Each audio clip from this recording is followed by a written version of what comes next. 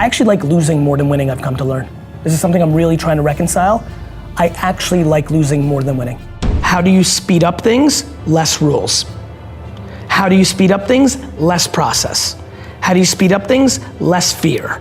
Measuring the ROI of something isn't predicated on just doing it. It's predicated on how good you are at it. Need motivation? Watch a top 10 with Believe Nation. Top 10, I got a top 10. Got my motivation high for my top 10. Gotta learn from the wise women and men. All my life, like na na na na. For my top 10, top 10, na na na na. This one's for my top 10. Hey, it's Evan Carmichael, and I make these videos because chances are you are the most ambitious person in your circle, but you know you're capable of more, and you get that push by surrounding yourself with the best. So today, let's learn from one of the best, Gary Vaynerchuk, and my take on his top 10 rules of success. Enjoy. Okay, let's kick it off with rule number 1, know yourself. My definition of success for me is to be able to do what I want to do at all times, always, and be happy about it. Having freedom is everything. Has that changed over the years? No, but I don't think I didn't realize what was going on in my youth. You know what I mean? Yeah. So, no, I wasn't, it's hard for you to really know yourself completely at this point. You'll look back and realize it was all the same shit. By articulating it takes time within yourself, and also just takes time of you actually executing on it. Back to the subcontext of what we're talking about here, one of my biggest problems right now of everybody who's trying to make positive impact is they're doing semantical work, not actual work. Right? They're jockeying for their personal reputation by what they wear or what hashtag they use, not necessarily what they're actually doing. And if they actually ask them, once they actually embrace the fact that they're being selfish, then they can become selfless. Rule number 2, have humility. If you actually make pretend nobody else lives on earth, nothing is scary. Why is the opinions of others such a heavy thing for people to overcome? I think it's humanly, this is where I think this is truly my great gift. I'm so grateful for it. I think people got caught. I think they just get caught. That everybody's in this framework of other people's opinions. It's how we're raised. How do we train ourselves to get out of it if it's something for 10, 20, 30 years, 50 years we've been living that way? The same way I trained at 38 and a half that I have no way taking care of my health. I don't like eating habits. I don't like exercising, and just pounding. Every day, everybody should, this is why I put out so much content. Maybe today's the day that I say it a different way that makes people realize their mom and their girlfriend and their boyfriend and their uncle, and definitely anonymous people on social media, and Lewis and Gary's opinions actually don't matter. Wow, the liberation to then actually do shit. And now you're doing shit full throttle because of whether you win or lose, it doesn't matter. You can't hear the cheering. This is why I'm trying to get people out of hearing the cheering. It's my newest thing in the last year or two. I'm like, wait a minute, right. Because everybody says you're so hot on Instagram that when they say you're not, you start doing plastic surgery, right? When everybody says you're such a great business person, you start keeping up that facade instead of it just makes so much sense. So to me, the biggest thing is the humility was such a factor. I didn't realize how big of a deal that was, how much that worked for me. Is I don't believe I'm as great as I know I am. My logical side knows that I'm up to something, but I just don't internalize it. I won't let it penetrate my soul. I think I have the ability to be the biggest deal, but I will never believe it. Rule number 3, love the process. I actually like losing more than winning, I've come to learn. This is something I'm really trying to reconcile. I actually like losing more than winning. It speaks volumes to why I'm obsessed with the Jets and Knicks and completely have abandoned the Yankees and the Rangers after they won a championship. I like losing more. Micro losing or macro losing? Micro losing, but everything is micro losing besides death or bankruptcy. Like being the underdog? Yep. I just don't give a fuck what you guys think. And that goes from you all the way up to my parents. That by recognizing that you guys don't have nor my parents has all the context. Nobody fully knows you.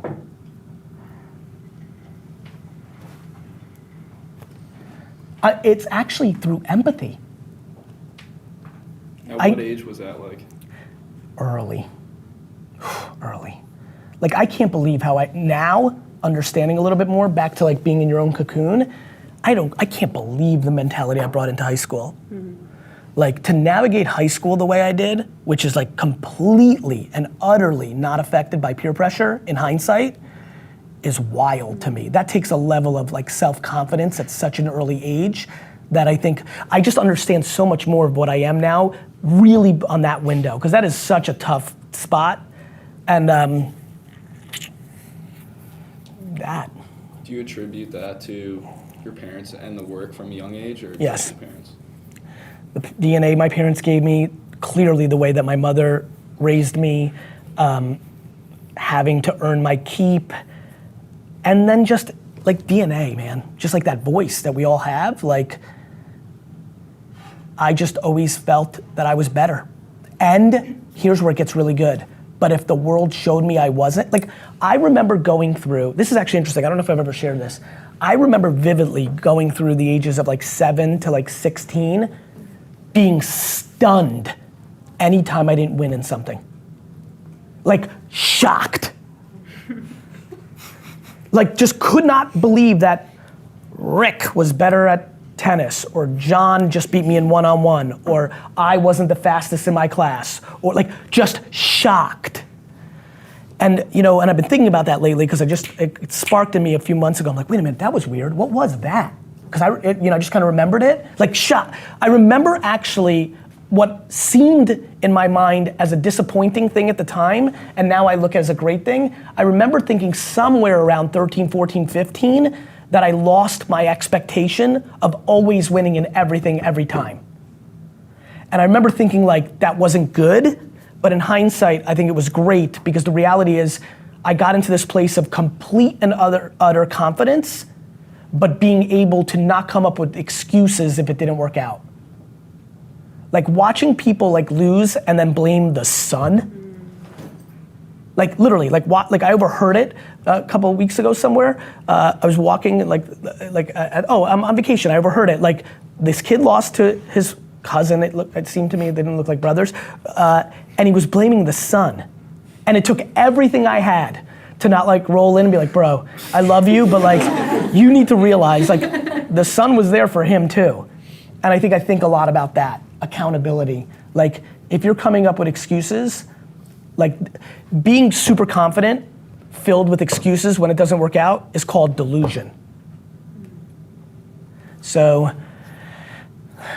I feel great because I love process. Rule number 4, do the research. I think you should invest, whether it's you or the person below you, but no further than that, over 100 hours of qualitative consumption of every personal brand trying to convert on Facebook, Instagram, YouTube, to just see if there's anything you see. One of the biggest mistakes, one of the things I've never talked about that I'm starting, that literally this might be the first time I'm talking about, this is what's good about 2 weeks vacation. You get to think like, I don't know if I'm articulating enough to people how much research I'm doing. I'm doing it with audience. I'm not seeing what, Richard Branson's doing or other, I don't do that. I just consume everything my audience is doing with me. Everything. All of it. I'm just reading all the comments. Also, if you want to have more self-belief and self-confidence, I've designed a special free program to help you get it, where I send you a video every day for 254 days. The research says it can take up to 254 days for you to build a new habit, and this program will help you get it. Once again, it's free, and the link to join is in the description below. I really think mindset is everything, and so you've got to really decide, are you going to be positive about things or negative about things? Seek out your friend's friend who brings positive vibes and make them part of your world, and cut out your homie from college that thinks the world sucks. Watch what that addition and subtraction does to your life. You don't just sit in your room hoping and then something lucky happens. Nobody just knocks on your house's door and says, congratulations, you've been awarded this. Luck comes from being in the right spot. Rule number 5, be fearless. How do you speed up things? Less rules. How do you speed up things? Less process. How do you speed up things? Less fear. This is something that has been my calling card for 20 years, and it is out of complete and utter lack of fear, complete and utter disdain for process that is in the mix for the sake of process. Obviously some process is needed. And this is ultimately was the first reason I got into culture, besides having good DNA about liking people. It was that I understood that if people were motivated and excited, that great things would happen versus fearful and political. The type of leader that will create this is one that really focuses on those three things that I just mentioned. Rule number 6, tune out. For someone like myself who like wants to go into entrepreneurship ultimately and like start a business, like I'm interested in several areas like media, emerging tech, all that, but I don't really know like which specific thing I want to do. Would you say to like start at like some company first and then kind of figure it out from there, or just like kind of go? How do you learn? I think mostly by doing. So then don't go to a company. But I feel like there's a lot of like, I guess pressure in a sense to like, you know, go. You can stop this sentence right there. You know that you learn that way, but you're gonna do something else based on somebody else. Yeah, that makes sense. That's what everyone's doing, bro. And so everyone's sitting around and trying to figure out why all these young people are so upset. It's because of all this. Because they were over-coddled by a generation of over-coddling parents, and they don't know how to do their own shit. And I think they can do tons of shit and believe you can do so much as long as you tune out. Are you in a place where you're comfortable to do what I lived through? I lived it. I lived the world where, now I'm me, but 26-year-old me was ringing up my friends from high school at my dad's liquor store when they rolled in with their BMW because they went to a good school and started working at Goldman Sachs and could afford one, or not really, but they wanted to look like they could, and they were buying a case of Moet Chandon, and I was ringing it up for them, and this is real stories now, and carrying the case to their car and putting it in their trunk. I walked in feeling fulfilled because I was happy I made a sale. They were leaving there feeling unbelievable because Gary's bringing out my case. The problem was that was just when we were 26. Now that we're 43, it's real different. I just had the internal strength to deal with that scenario. 99% of you aren't. Rule number 7, treat your business like a parent. When every entrepreneur who's listening right now knows one thing that I know, that your business is your second child, is your third child, is your fourth child. I have no idea how many children everyone has. That's the answer, because I'm treating my business like a parent. Or your spouse. Yeah, but even more like a parent, and I'll tell you why. With a spouse or a partner, that's a lateral relationship, whereas a child or a business, you're in charge of it. You're grooming it. It's almost like your garden, right? Those tomatoes are gonna come out, that's you, with the macro. I can't control Mother Nature, just like I can't control the world, but I can maximize my tomatoes this year if I do good behavior, and that's how I think about my businesses. Rule number 8, hold people accountable. How can you talk about how you foster a relationship that engages both employees and customers? Because I see this being outside of the company walls. This is the style your company has towards customers as well, seeing them as people. How do you foster that kind of leadership? By holding people accountable that have clout in doing the same. Clout means influence. Yes. And ability to change things. Yes. It is imperative that the 50 most senior people in my company have somewhere between an 80 to 99% of this in their soul as well. I can't ask them to be 100% of the same intent that I have, as much as possible, and then it is my job, back to the earlier statement of everything's your fault, when you have control, it's my job to make the tough decision when somebody no longer is allowed to be in our company when they don't embody that mission. Rule number 9, don't get caught up in entitlement. The biggest challenge I had to face was about year 6, 7, 6. I was creating entitlement because I was putting too much on my own shoulders. What do you mean by entitlement? I was making it too easy for everybody and people got entitled.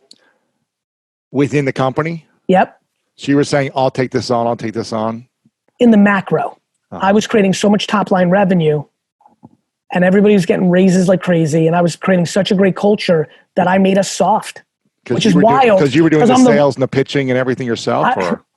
I was impacting so much that 300, 400, 500 people had it too easy. And we had to do like a 35-person layoff because I just kind of cut the fat because I didn't need to do it financially. I needed to do it to just culturally get everybody to understand, like, these people that were just like, oh, weren't good at their job. They were nice people, but if we keep carrying this will die. They weren't great at their job. They were not even close. They weren't even close. Yeah. It was nice people over everything.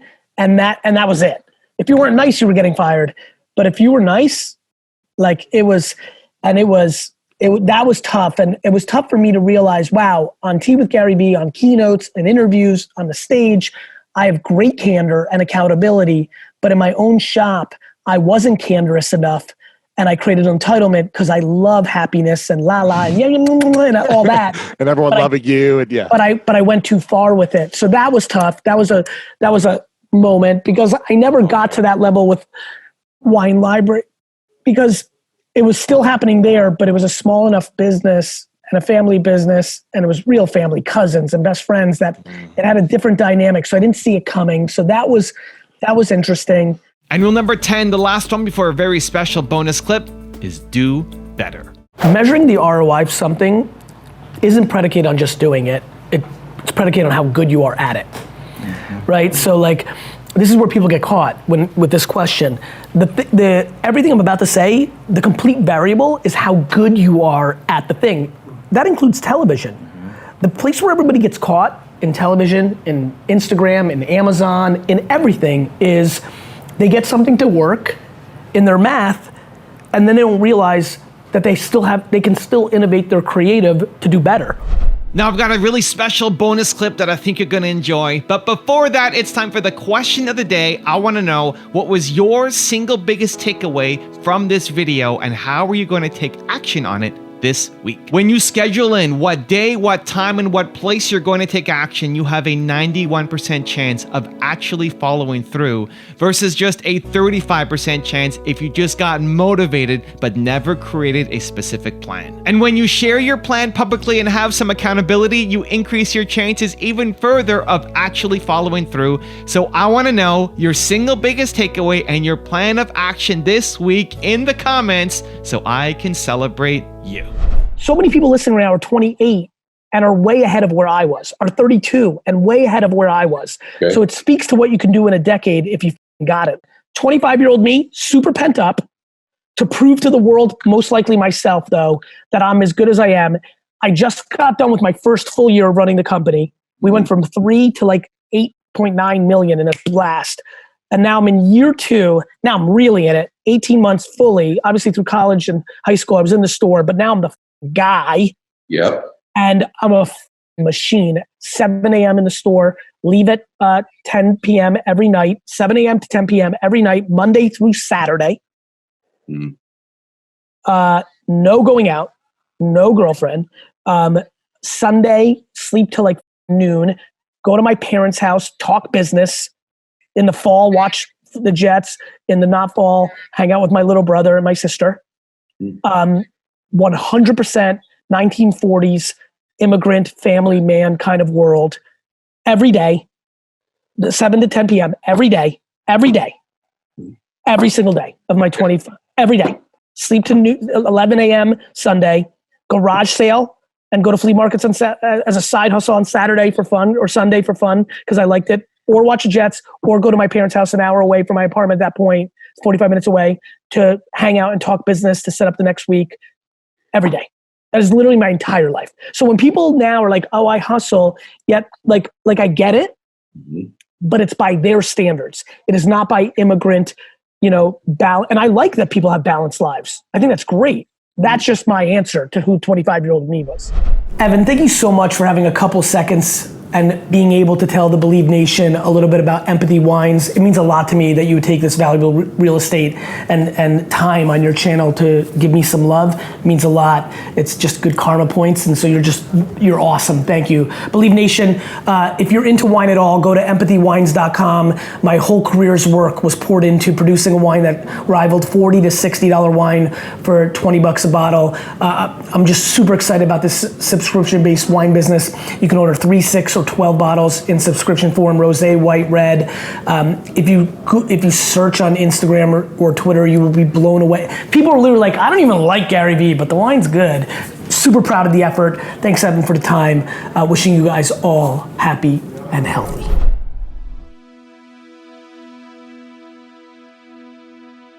If you want to change your life for free in the next 30 days, check out my training right here below. Or if you want 10 more awesome rules from Gary Vee, check out the video right there next to me. I think you'll enjoy them. Continue to believe, and I'll see you there.